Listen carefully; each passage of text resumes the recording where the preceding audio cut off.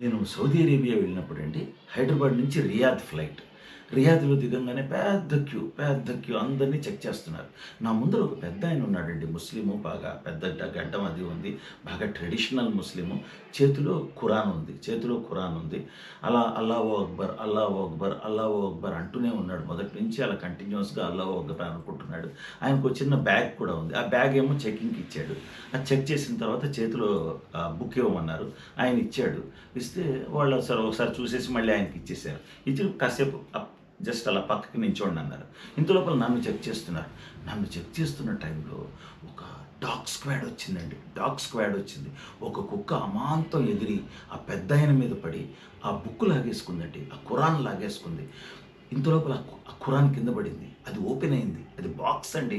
దాని నిండా cocaine packets. వెంటనే ఆయన్ని అరెస్ట్ చేసి అప్పటికప్పుడు తీసుకెళ్ళిపోయారు. డాగ్ స్క్వాడ్ అండి ఇది. Dog squad. అది పక్కన నించోమన్నది అందుకేనే అనమాట.